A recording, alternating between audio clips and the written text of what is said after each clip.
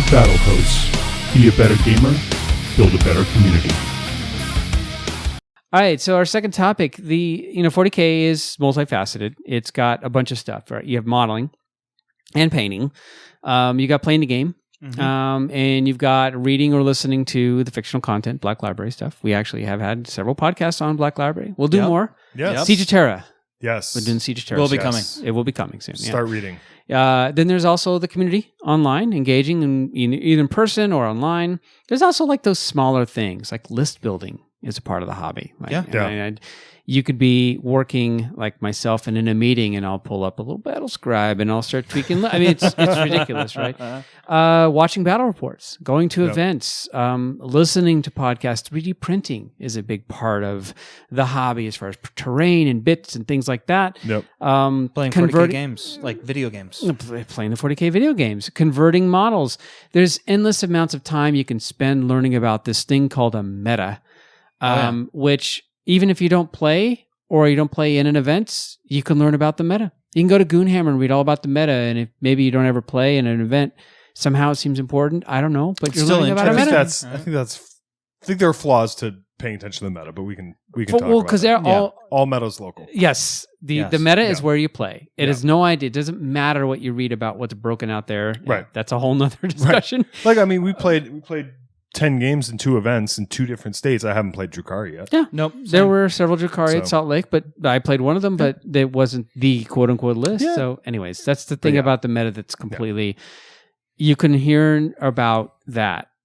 It may not impact you. Right. But you can spend lots of time doing it. You spend a lot of time and energy and brain power on combating Drukhari and then just not play him forever. Sure. Oh, yeah. Sure. And heck, if you really have time on your hands, you can start a podcast if you're really into it, like us, right? Yeah.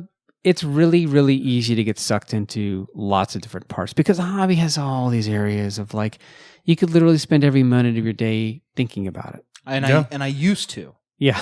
When I was in my early 20s and I worked at a game store and my job was to run 40K events and sell board games and 40K models, my life was 40K. Yeah. My friends were 40K friends, not just because of that, but we talked about 40K. Yeah. My apartment was full of models. The kitchen table wasn't a kitchen table anymore. It was a model storage table for both me and my roommate, right? Like everything. The books that I read were 40K and the games that I played were partially 40K, so I've been there. So not balanced. Not balanced. Not at all. Yeah. Right? And I loved it and I look back on those times fondly, but I would not want to return to that. I would not. And if that is where you are at, that's a personal, that's you. Like, do that. I loved those years. And I think that's where my successor chapter came from. And I got tons of fluff written from those because I'd sit down and I'd write 20 pages of fluff because it, mattered to me. Yeah. I'm not there anymore. No. Yeah. Right. And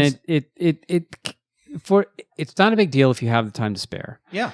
And it's a classic joke. Yeah. Well, you're young, you have time. But no money. And then as you get older, you have money, but very little time. Exactly. Either way, it's sort of about the balance. Sounds like a cheesy way to say it. If there's things in your life that you are neglecting as a result of this, then you need to consider whether you should spend as much time doing 40K. Yeah. And I think that this started when we were driving down to Utah. Sean, you asked a question about you're getting married. Yeah. And you said, and when are you getting married again? August. This August. So that's soon. Yeah, it's soon. And your question was like, well, how do I keep this hobby while, I mean, you've been dating a while, so it's not as if like you're just but you're not springing it on her at the altar. Yeah. She knows. Here are the cake toppers. It's a Deathwing night and a Sister of Battle. She saw my painted 40K models the first date. Yeah, yes. Right. So she knew what she was getting into, and that was actually on purpose. I knew I said to myself, if a relationship is going to work, not that me being a nerd is the most important thing about me, but it is a part of my identity. And if they're going to be bothered by the fact that I dress up in knight armor and go to Renaissance fairs, or that I paint 40K models, or that I, talk about nerdy things with friends, it's not going to work. Yeah. So I'm just going to open with not like cold open with that, but I'm going to bring it up. Hi, my name's Sean. Right? I'm a nerd. I wear Knight Armor and pay 40K models. Exactly, right? Like, but my attitude was I'm never going to try to cover that up dating because if it's something that I would need to for this relationship work, it's not going to work long term. Well, that's the thing, right? So she knew this was a passion of yours, but your question was, how do I stay engaged with the hobby and still, be a good husband to my wife? And I think it's a good question. Yeah. And the reason I asked it was because I was in a car of married men that engage men that are also married that engage at the hobby at a high level. Yeah. Right. That I respect and that I also respect their marriages. Yeah. Like from everything that I've observed of you guys, you have great dynamics with your wives and with your partners. And it was a question of like, how did you guys get there? Yeah. Yeah. Well, I mean, you're doing the smart thing that I think the rest of us did. You marrying up. So that's a good start. It's good to do. It is. It is. I'm definitely getting the better end of the deal. Yeah, for sure. Yeah. Yeah. It just you got to keep going until she figures that out. But right. And to be fair, we were chatting about it and you said, she's understanding of it. Yeah. Really. And so then it comes down to like, how much time can you spend, let's just say in a week, doing these things, right? Yeah. Because essentially you want to do this on your own. You're doing this away from her. Yeah. And it sounds like she's fine with it, but then you have other interests as well. So at some point, if you're gone 3 days a week, that's usually a problem, right? Right. It's kind of one of those issues. You're going to do a GT a weekend. That may not be sustainable. No. It may be difficult for sure. 40K can just take over your life. Oh, for sure. Yeah. Because it's not even, okay, you go out there and let's say once a week you play a league night. That's what most of us do. Yeah. Once a week or maybe 3 times a month. Let's occasionally miss a week. Yeah. We'll spend an evening with our fellow gamers playing games. That's one thing. So that's a night away. But you're also, like, your free time can be spent hobbying. Yeah. So you could literally disappear every night into your hobby den or go and paint and then not be engaged with your family. Yeah. Right. You could spend a ton of time online or social media or on your computer engaging with 40K content and not spending time with your family or your friends. Present. Not being present. Yeah. Right. You could read books, you could build lists, any leisure time. Every second of your time not spent working, you can be consumed by 40K if you let it, right? Everything. If it could take everything if it wants. The options are there. The options are there. To do that, you can do it in any number of ways. Sure. And it's very easy to slip into that. Yeah, for sure. Yeah. I would think that COVID is kind of I would hope. There's important things in life, right? And as much as the hobby is important to all of us, it's not as important as families and friends and the relationships that we sort of, that we have fostered over the years. Like that becomes more important than this. Yeah. Yes. But there's also like everything in life has an opportunity cost, right? Yes. We've all known people that are so consumed by 40K that maybe they're not giving themselves the opportunity to forge those relationships with and make other friendships that aren't at the game store. That aren't because they spend all their time and attention doing this one thing, that they're not doing other things that enlarge their sphere. And if they're happy, more power to them. But it can be one of those things where it's all consuming. Yeah. And if any one thing is all consuming, I think you can run into trouble as a human. Yeah, absolutely. Yeah, and it's not, we're picking on 40K, but it just happens to be a hobby that has so many facets to it. You could play Call of Duty until you go bankrupt because that's all you do is work and play Call of Duty. Order pizza. It can be anything. You can any activity. When I was dancing at my most, I was dancing 4 nights a week. That's a for lot. multiple hours a night. Yeah, right. And I could have done more. I could have danced more. Right. Yeah. Right. So it really is any hobby, and so it was a question specifically about 40K, but also including like all the other hobbies I have you some other hobbies that I have. Yeah. Right. I like to be a multifaceted person. How do I balance that? That's tricky. Yeah. So your response is you don't. Well, I don't have other hobbies. Yeah. So that's part of. I think it's tricky in the context of asking in a relationship because every relationship's different. Sure. So my wife, there's no right one way to do exactly. it. No, my wife's Well, unless your spouse is like, can we spend some time together? And you're like, no, I really need to finish edge highlighting this Wave Serpent. Yeah, you were wrong. You've got problems. You may want to examine that. Step back, take a second. Look. One layer of edge highlighting is not enough. I get that you want to watch a movie, but anyways, right. Like I'm just gonna assemble while you watch that movie. So in the context of relationships, it's not. It's difficult to quantify because it's that, especially just getting married, everything you're kind of feeling out what that balance in your life is going to be. Yeah. And how much time your relationship needs with you two doing stuff together versus doing stuff around each other, which is something that my wife and I do a lot, where I'll be assembling models or painting, but she's sitting behind me and she's doing her craft stuff. We're in the same room. We're listening to the same podcasts. Or we're having some shared experience at a shared space, but we're doing different tasks. Sure. Yeah, absolutely. We're doing different hobbies. Yeah. But one of the things that changed for me when I started getting like really, really productive painting 40K and doing all that is I don't own any video game consoles. Yeah. I don't have, I have a Steam account, but nothing's on my computer. Yeah. I don't play video games anymore. I don't sit down and watch a lot of TV. Yeah. So my hobby is 40K. That is my hobby. That is pretty much my only hobby outside of like woodworking, but that I do kind of during the day with my kids, or like my kids and I go fishing every once in a while. So in order to make it work, two things. You've given up a lot of those other hobbies. Yes. Yeah. Because video games are, when I was younger, they are a time suck. They are, and you can't put that on a resume or an obituary, about what level you achieved or what your character was. I mean, it's all digital currency. Yeah. So I've given that. Every once in a while, a video game, like a new Civilization will come out. Yeah. I'll start to play it. I'll get way into it. I'll spend hours on it, and then I'll pull myself out and have to set it aside because video games do have that power. Yeah. But you're right. The easiest thing is to look at all of your hobbies and go, which ones are the priority to me? Because you don't have time for all of it. Right. So, and for me, it was twofold. My relationship did come into play. Bethany will not sit there and while I played video games and do other stuff. Sure. So she would not share that space with me. Yeah.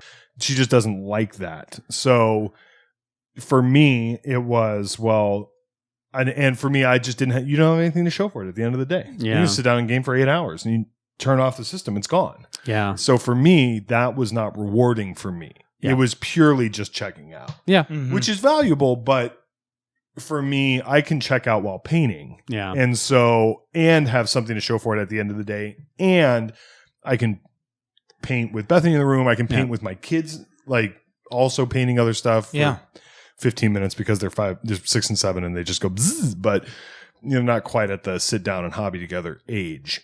But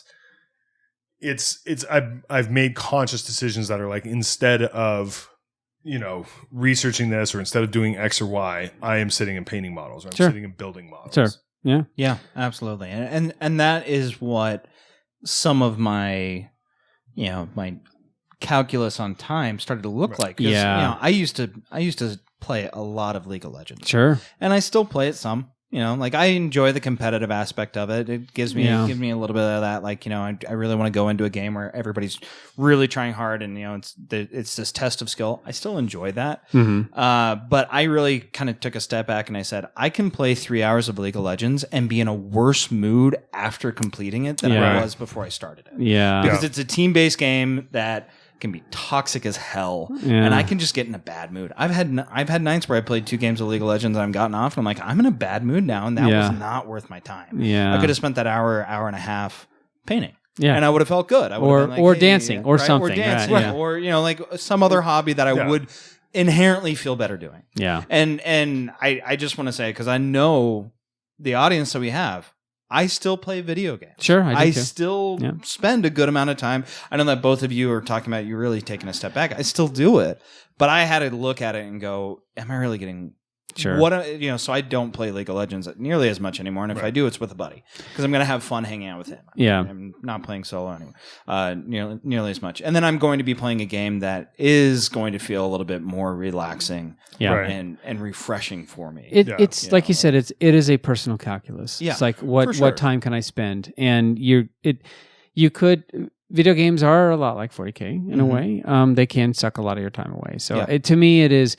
If I play video games, then I know I'm not going to be painting, or I'm not going to be doing the things I do around 40K. Exactly. So it's just a question of there's a certain amount of time you have, and what do I want to spend it? Yep. Yeah. But I mean, it's supposed to be fun, right? Yeah. Right. So that's the thing too. Like if and there's a big caveat to everything I'm saying as far as my balance goes, because 40K is my job. Sure. Like painting models is my literal job. Yeah. It's what I do full time for money. Yeah. And you are probably the biggest example of somebody, because a lot of people will say this, don't turn your hobby into a job or you'll hate it. That didn't happen with you. No, I mean, I'm fortunate that I've never burned out. Yeah. And I still get really excited at Warhammer Preview online, Twitch streams and stuff like that. Like it's still like exciting, but it definitely changes how I relate to the hobby. And it changes how my partner relates to the hobby too, because I go to work at night and paint models. Yeah. Like you were saying about it's supposed to be fun. Like this is a hobby. Mm-hmm. If it is not fun, go and do something else. Yes, absolutely. Do not I see so many people like grip through, and I'm not talking about like it's not fun. It's not always fun to edge highlight 20 Marines. Like that's not always fun, but the end result is worth it. Yeah, there are painful parts of painting or modeling or that aren't the most fun. Sure, but at the end of the day, having that finished squad is rewarding and looks cool. And so that I'm not talking about that. I'm talking about like, if you're not enjoying playing your army, you're not enjoying painting your army, you're not enjoying talking about it with people, go do something else. Take a break. Yeah. It's a hobby. It's supposed to be fun. If we all know those people that just complain. You don't have to interact with Warhammer if it doesn't, if it makes you unhappy, like you were talking about. If you're in a worse mood after talking about Warhammer, you don't have to talk about Warhammer. Yeah, if it's a league, we'll call it the Sean's League of Legend effect. Right. If after this is you're in a worse mood, then don't do it. No. Right. Yeah, I mean, if life's short, go fishing, go for a hike, go sit on the couch and watch a movie that you love. I mean, that you've seen 27,000 times. Do something else. Yeah. You don't have to do. Very few people have to do. I don't even have to do. I go get a different job and stop doing 40K. Yeah. If it got to the point where I just flat out didn't want to do it anymore, I'd go do something else. Yeah. And that means engaging in the parts of the hobby that you enjoy. Yeah, absolutely. And not engaging in the parts of the hobby that make you angry. Yes. Yeah, absolutely.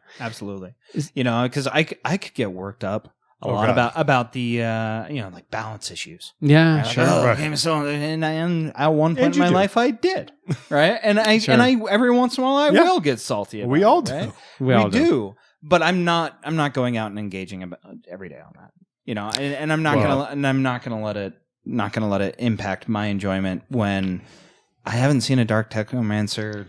I never saw one. Yeah, I never played against one. So does it affect you? So for me personally, that Dark Eldar Boogeyman build. Right? Like I never saw it. Yeah, I played against it with Joe, but I mean, I was also playing Joe, who's fun to play. Yeah, absolutely. But it's it's another list. It's, that's the thing is like if reading social media makes you angry around 40K, if the game becomes too intense, like if you're playing the game and you're not enjoying the game, we have players we have locally. They don't feel like they ever enjoy the game. They're doing it and they're grinding through it. They're gritting their teeth. They're getting upset. They're not enjoying the experience. Right. If you're spending time away from your family to do 40K, or if you're ignoring your health, like your physical and mental health in order to sort of engage, it's probably a time it's become a problem. Yep. Like 40K has become a problem. It's become the Sean League of Legend. Like I'm upset with this after. I'm more upset now before I started. Right. Yeah. If you're upset with Games Workshop, fine. There's things they do. We complain about them. Local, absolutely. Whatever, right? They're not a perfect company. But when it becomes a thing that's all you can focus on, then you're just like, well, you can step aside. Well, and other people don't like... It's also something you can't control it. It's just something you're getting upset about something you can't control, which makes it really difficult. I think that's part of just... being how an adult approaches the world. Yes, being a mature individual. Yes, but if people that's what people can expect from you. That's going to affect who hangs out with you. Absolutely. And one of the things that have happened for me over COVID was because we lost that in-person effect of the game, which for me is that's where almost all of my friends in Boise, I know through 40K in some way. Yeah. And that was gone. So I didn't get to hang out in person with my friends anymore. So our whole lives went online. Yeah. Online 40K is kind of a dreary place for the most part. Yeah. It's, it can be, Warhammer Twitter is a very reactionary, very kind of upset place in general. Yes. And the competitive 40K on Facebook gets all up in arms about something every day. Sure. And there are groups that are all up in arms about stuff every day. And you can really get into that. And I have at times been you can pick up the pitchfork and wave it around just as everybody else. But people do it with politics, people do it with but you can do it about 40K and just get really upset every day and be furiously typing on your phone. And for me, I reached a certain point over COVID where it was affecting my enjoyment of Warhammer. Sure. Where I would be like, do I even enjoy doing this anymore? I love doing it. I do this every single day. Yeah. I do something Warhammer related every single day of my life. I love it. But it gets to the point where what you're interacting with, it affects you as a person. Yeah. And so if you're spending time in those spaces, then you need to look at how am I interacting with these spaces? I want the information that's there. So Comp 40K on Facebook is a very volatile place, let's say. Sure. I unfollow the group. I have to go find the group. Sure. It's not in my feed. Yeah. Right? Yeah. So I don't see it. If something happens, I can go look at a thread or whatever. God forbid I have a question. But I for work, I joined Twitter for my job. I joined Twitter, so I tweet out some stuff. I refuse to comment on Twitter. Yeah. I have cut myself. I will not engage in that way on Twitter. I will I'll reply to a comment if somebody comments on something, but I will not not engage on. I just can't because I'll get sucked in, and then it's retweeting and doing all this stuff. Yep. And it's such a. It's not how I choose to interact with the hobby. Yes, because it affects my enjoyment of the hobby. Sure. So I've reached a point in my life where I'm like, I'm not going to do that anymore. Yeah. All of the stuff we talked about you can do with 40K. Focus on the stuff that you enjoy. There's a lot of stuff that's optional, right? So, I mean, there's some people that don't enjoy playing the game. They just don't like the way the game is. Well, then don't play the game. Don't feel you need to go and play. Paint the models. Maybe all you want to do is read the Black Library just to keep caught up on stuff. That's it. There's, as multifaceted as it is, it's easy to cut things out. Yeah. So, Colin, you talked about the social media part, the people that are sort of the complaining part of it. It's easy to cut that out. If the community's bugging you, you can systematically put things in place so that you're only surrounded by the people you want to talk to or hear, or whose opinions you're interested in hearing about and you want to discuss. Or who have where you can have a discussion. Yeah. Right. Versus just complaining. Yeah. I was surprised. There's so they're in the Boise Cup. I'm TOing along with Izzy, and she was working on some models, and she goes, I just hate building models. And I'm like, really? I love building models. Yeah. I love building models. Yeah. In some respects, building models, I like that more than painting models. Yep. But she doesn't like it. So there's some things some people don't paint. Yeah. I wouldn't have a business if everybody loved painting, I wouldn't have a business. Well, and that's the thing is you don't have to beat yourself up to get crazy painting stuff. I think the problem is if you hate painting, it's a chore to paint. Yeah. And then just lower your standards. Right. Use some really quickly techniques to get it out there. Don't worry about being like this perfect painted thing. Just get the stuff painted enough to get battle ready and on the board. Do the things you want to enjoy. Because we all know people that painting is not even, they don't care. The game is what's important to them. The rules are most important to them. Like you said, you wouldn't have a business if everyone enjoyed painting their models because everyone would just paint their own models. Right. Yeah. So if you can afford it, have somebody, hire a commission painter, If you can't use contrast, use some techniques to get it out quick. Because that's all that really matters. Yeah. And even if you're not enjoying 40K, there are a lot of different GW games that you can play and still interact. Like you can go play Aeronautica Imperialis and interact with 40K, and I've heard that's a very good game. I have not played it personally, but we've got a lot of like former narrative players that are very against competitive. They play Kill Team.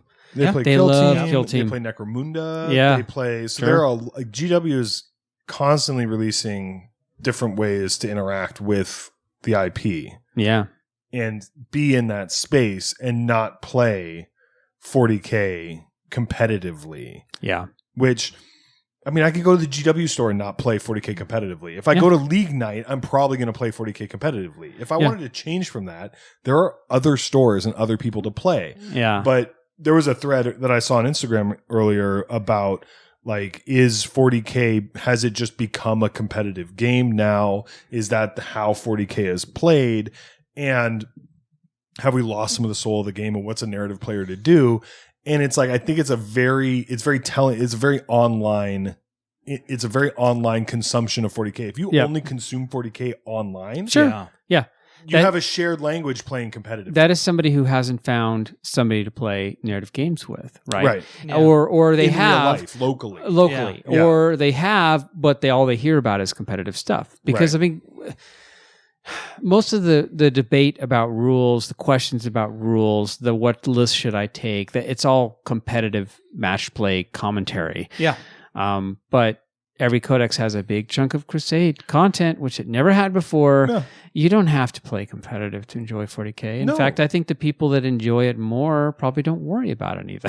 Or they play AOS. Or they play Age of Sigmar. They can play that competitive, or they play Kill Team. They play other things. Yeah. There was a lot more laughing in the AOS room than there was in the 40K room at Boise Cup. I'll just say that. That is true. But people do enjoy it. I think the double turn takes a lot of you can't take it too seriously with the double turn, because you just get hosed. Like there's nothing you can do. Yeah. Right? So, but I digress. But I think you're right. I think if you create the community you want to play in, sure, right? Yeah. So if you find other kind of like-minded people to play with, that's going to be your meta. That's going to be the type of game that you play. And I've always said, like, if I moved to Boise, and if you and Matt and Sean and Ben, if you guys were all narrative Crusade players, that's all we'd be playing. Because I like playing the game with you guys. We're just happen to play competitively. I was not a competitive player before I moved here, but I didn't become a competitive player because I wanted to be a competitive player. You find cool people to hang out with. Yeah. And that's going back to the question of balancing 40K with your personal life, is you need to spend the time doing the things that you enjoy. Mm-hmm. Cut out everything else you don't enjoy. Period. That will cut your time. Your calculus for time becomes you have more free time now. Like you've carved out less time in the 40K hobby. But I mean, the next thing is, when it comes to balance, is you could spend a lot of money on 40K. Yeah, you can. Stupid amounts of money. And we all have, and we all do. You don't need to buy all the new stuff. You just don't. Oh, That's God. exactly what you just said. Yeah. Sometimes you go back to your old stuff and go, that's good. Do I need this? Is this model going to be in my list tomorrow? Do I need this to do this thing? Do I need it for this Crusade campaign? Or do I need it for, typically not Crusade, but do I need it for this cool list that I need to take to this event? Right. Most of the time, no. Or there's other things you can do. Yeah. And then do I need to paint it now? Or are there other things I can get? You don't have to. You can limit your piles of shame. You can sell off the mod. And for some people, having a bunch of undone models is a source of guilt or stress. A lot of stress. Absolutely. Stress. A lot of stress. You look at it and go, ugh. It's like looking at a to-do list of things you haven't checked off. That's right. And if that's causing you stress, get rid of it, sell it. Yeah. Move on, or put it somewhere deep or something, but deal with it, address it. That completely changed my relationship with the hobby when I got to that point where I was like, all these unfinished armies are causing me stress. Yeah. I need to. And when I realized I could buy them again in 6, 8, 12 months, if I really wanted to do Genestealer cults, that range is not going anywhere. They just made it. That range is going to be around for 15, 20 years. Yeah. I could buy a Genestealer cult army 6 years from now and paint it. I don't need it on my shelf right now. Sure. There's an argument there with Forge World because they discontinue stuff, change stuff, do all that.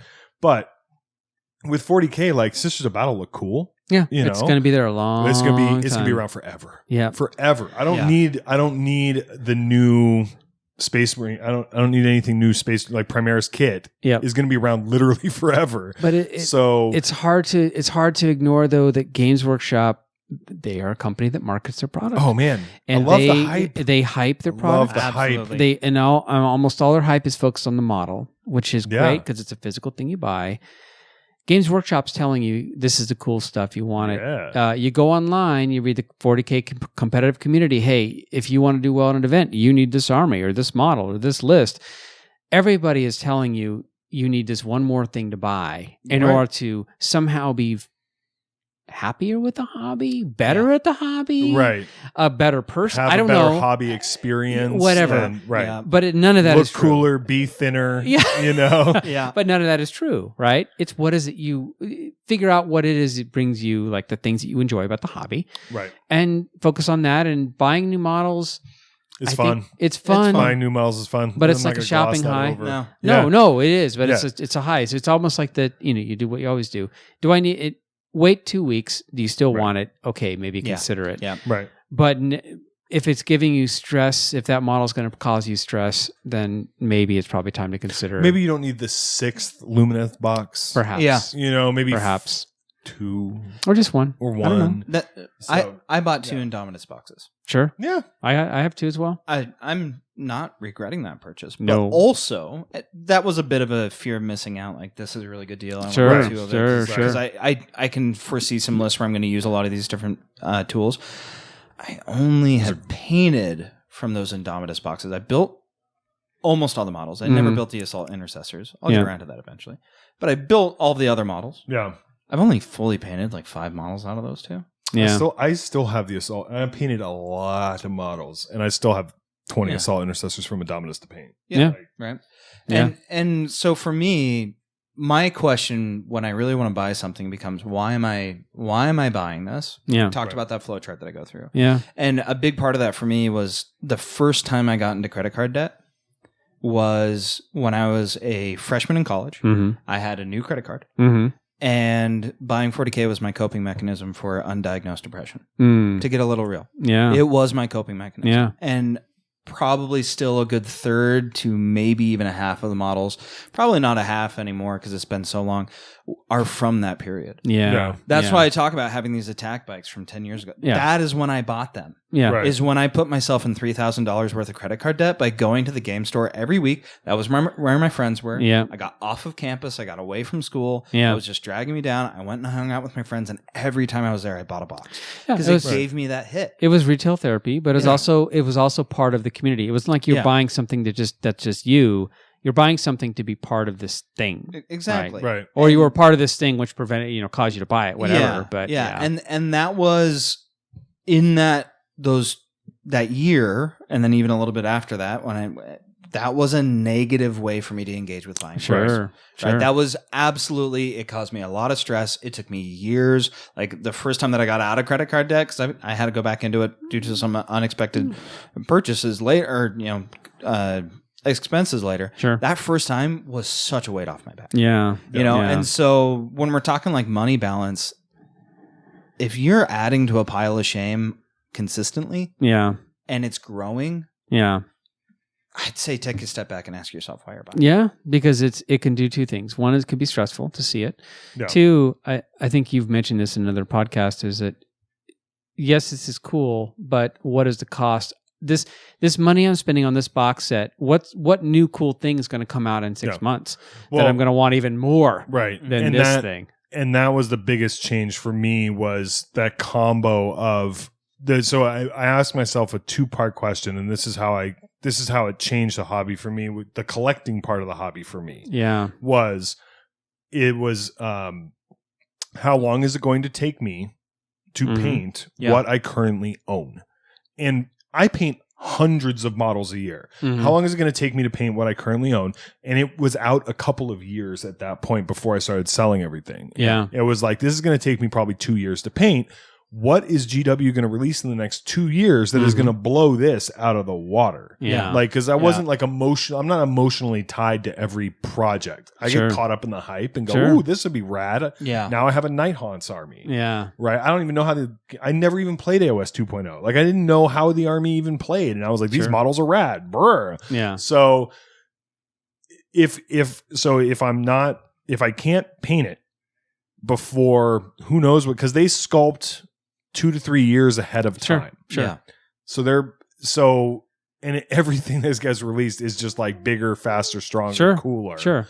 Then what is coming that is going to be just blow this out of the water? Yeah. And that one, I'm like, you know what? I don't need this.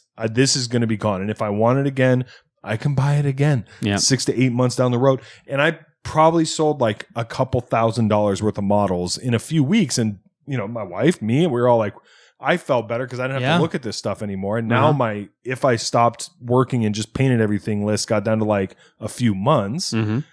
And it was for an army so like 90% of my, you know, closet of opportunity or whatever is Blood Angels. Yeah. Yeah. Yeah. And it's army to collect. And it's army I collect. And the rest of it is knights, which, you know. If time and money are the two things that we, you know, those are our two big resources in life. Yeah. And balancing 40K is, first of all, spend the time with doing the things you enjoy. Yeah. Surround yourself with like-minded people, just like you said, Colin. You find the people that you enjoy being around, and then you play the game with them. And it doesn't really matter. I mean, you could also go to social media, obviously, to find the people that are like-minded. Right. Find the groups that you like to engage with, the painters you enjoy, consume the content you enjoy. Right. But also spend the money on the things that, you know, is a healthy way. Like I have the money, I want to spend it. It makes me happy to buy this thing. Maybe you never paint it, whatever. But if it's causing you stress, then you really need to consider this, right? It's okay to disengage from people and groups you don't want to spend time with. I mean, to cutting people out it's not so much cutting it out, but you're sort of limiting your contact with people and other groups online that you don't really, you know, if it doesn't bring you happiness. It's also okay to take time off from the hobby. Yeah. And absolutely. I think a lot of people, Sean, you have done it before. I've done it a few times. I would suggest you not sell the models, though, if you do that. I've seen too many people go, I'm out, and they sell everything. Yeah. Yep. And then 6 months later, they come back in, and they go, I want to be back in. Oh, what happened to all that cool stuff you bought? Yeah, I sold it all. I'm buying back in again. It's this weird cycle of like... the startup cost for 40K is so steep. It's ridiculous. It's so steep. Yes, it is. Yeah, so don't make it hard on yourself to come back. Exactly. Yeah. Take a break.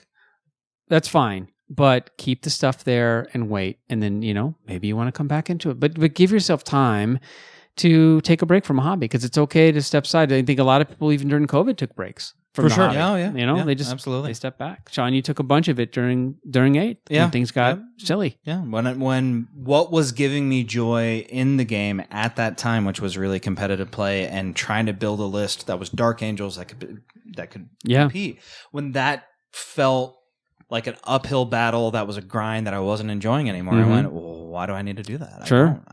So I stopped.